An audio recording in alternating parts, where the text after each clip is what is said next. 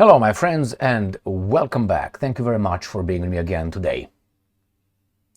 It's been revealed what is the secret for Russia's advance in Ukraine. Remember, in the past, let's say, year, the Russians gradually gained territory, advanced. In Pokrovsk, Toretsk, Chasiv Yar, in Kupiansk, they advanced. There's no denying. In Zaporozhye, even in Kherson, they tried to cross the river into Kherson Oblast, or cross the river into the islands of the Dnipro River. Now we have this article coming from the New Voice of Ukraine, which uses the telegraph to tell us why the Russians, what is the tactic. And they say it's a three-step technique assault, which is three-step assault tactic that yields gradual gains.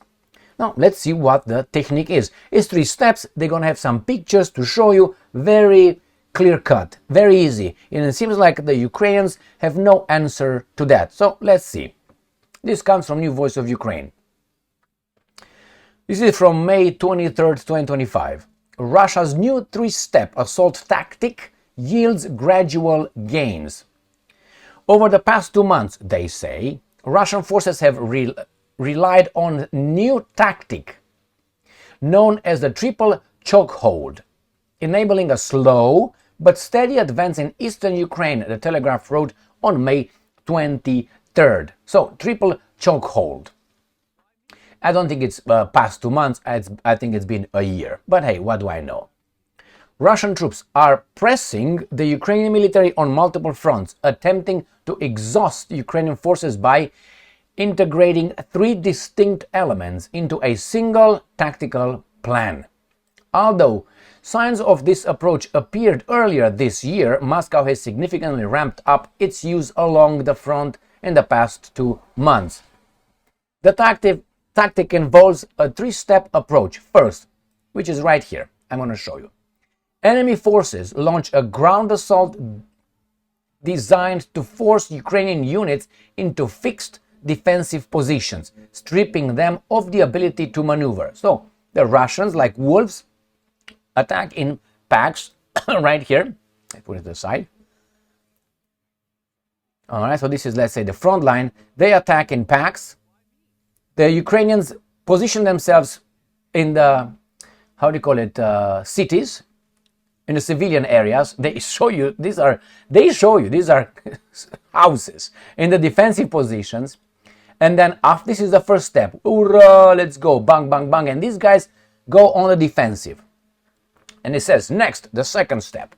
UAVs monitor Ukrainian troops' movements and pinpoint weak spots in their defenses. So they do this. They go with these drones over here and they look, pakataka, maka, maka, and then they send attack drones. The continuous presence of drones force Ukrainian units to remain static and expend additional effort, in some cases by digging multiple trenches to conceal the real concentration of forces to mislead the enemy. The Rick Reynolds on analyst with the Royal United Services Institute. So I think makes sense. Let me show you. So they push them in on the defensive, right here. Then they send the drones and they hit them over there. They concentrate them over there. This is the second one. These guys are just, let's maneuver. What are we going to do? Let's show these guys what we're going to do if we are attacked. These guys are over there and they're pressuring. Remember, this is the front line. And this is the third step. In the final phase, Russian Air Force launches glide bombs to target the identified position. Boom, boom, boom, ram, pam, pam, tsaka, paka, maka, laka. So that means after they pinpoint them, put them in a corner.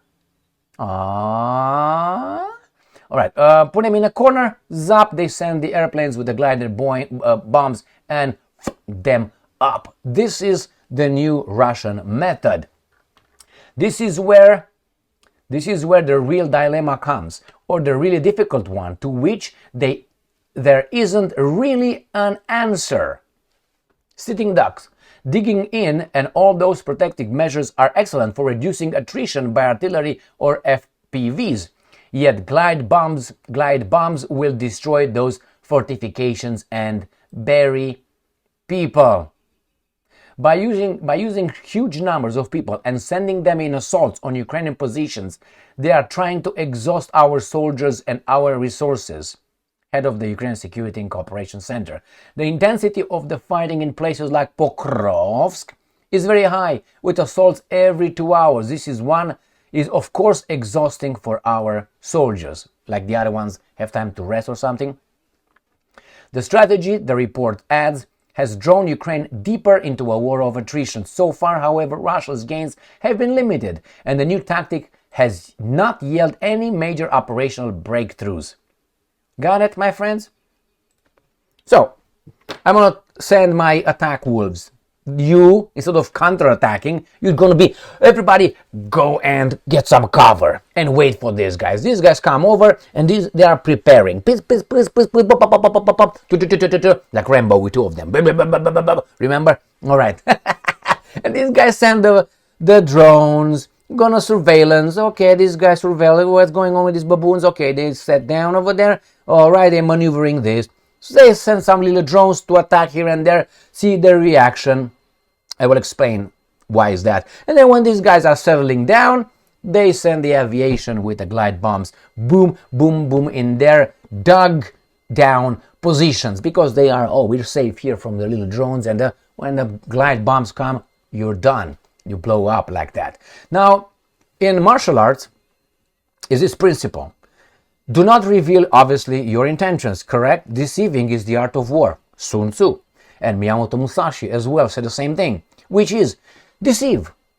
By act of deceive, shall we, whatever? That's Mossad's statement, motto.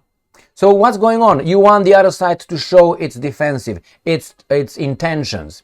So how do you do that? You fake, you feint, you press somewhere and see their positions. So the fact that these guys attack, the other guys, okay, now plan A, we're going to go back over there. Boom. All right, we got him over there. Secondly, we go over there and we're going to attack you. This is, plan B after plan A. We're going to maneuver right here in the trenches. We're good, man. We're good. And plan 3 is when these guys send the glide bombs. Boom. And you're like, what's the plan C? We didn't plan for plan C. That's it. Now, it's true that the Russians did not have big breakthroughs, but the Russians have been methodical since the beginning of this garbage in Ukraine, little by little. Not always victories, but remember, sometimes you lose a battle, but then you win the war. And I think that's exactly what's going on over here. Remember, 3 stages, and they call it blah blah kaka trakamaka. They call it triple chokehold. Remember, so when you choke hold. All right. Thank you very much for being with me again today. Stay strong, stay smart, look for the truth, and be just.